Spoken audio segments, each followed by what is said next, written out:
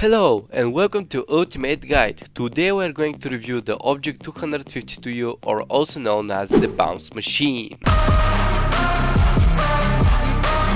If you don't have much time or just tired of watching long guides without answering your question, the short answer is yes, this tank is worth it. But if you are here to learn more about it and what it can do, you should watch the entire video until the end. This guide is divided into 5 categories: survivability, fire, maneuverability, garage, and tactics.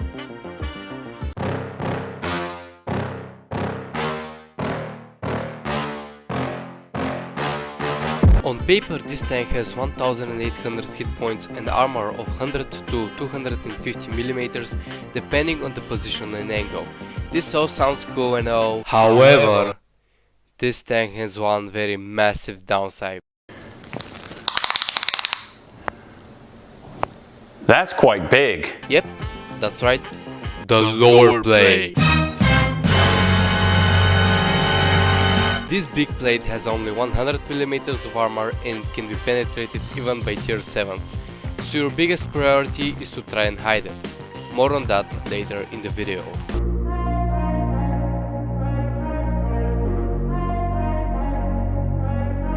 This tank has a very decent 1.8 thousand DPM with a reload of 15 seconds, but 240 damage with AP, 280 with APCR, and damage of 400. Aiming time of 5.4 seconds, and as every Soviet gun, a terrible dispersion and depression. Oh, wait, what is this? Oh, please, no, please, no, So basically, don't try to play this tank too aggressively.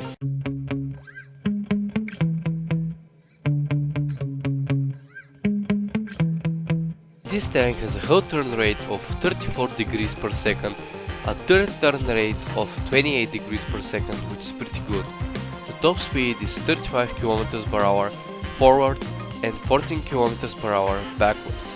The average speed is 29 km with weight of 51 tons and 15.9 horse to tons power to weight ratio. So yeah, these tanks can feel pretty slow.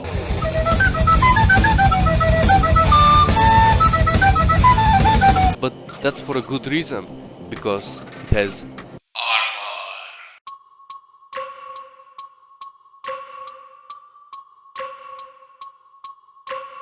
You can disagree with everything said in this part of the video.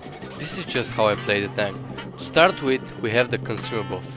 I prefer to use adrenaline with double repair kit in situation where I need lower reload time. Also, one tip: don't use engine booster. It's useless, and instead of it you can put something far more useful. Also, do not confuse the engine booster with the turbo. Turbo can actually provide you with a useful boost, but I prefer to be extra safe. Do I need to mention that these two don't go too well together? Now we move on to the provisions. Without a doubt, the first three. There is no arguing on the question. Ammo. This entirely depends on you and how you play the tank. Just don't forget to use altered shells and watch out with what you pay for the premium ones. Oh boy! And now we move to the equipment. Here we have... Hold on a second, why do I have Kali on object? For the first three, I would suggest you run gun rammer, defense system and improved optics. I mean, you could use calibrated shells, but this tank already has a very high penetration. Also, defense system seems to be the better choice because you would very rarely run someone and is better to protect the engine. Camo net is just useless on the tank. You will not see it like a TD in the bushes. Would you?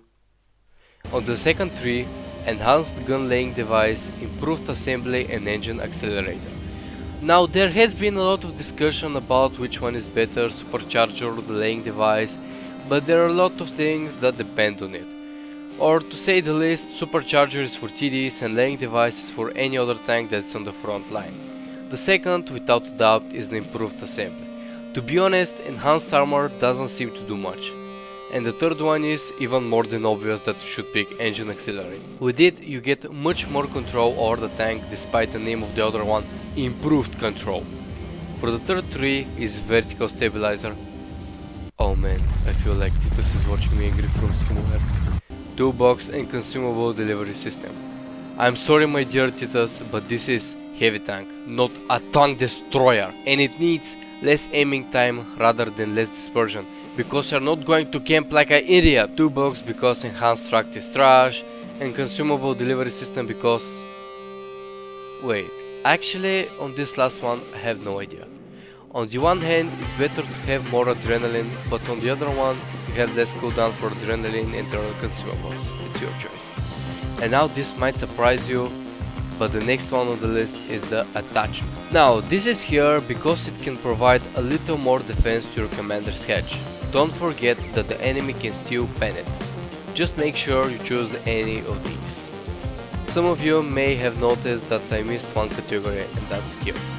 This one here also entirely depends on you, and in order to have some actual good stuff, you either have to spend a lot of gold and elite XP, or you need to play a lot of games.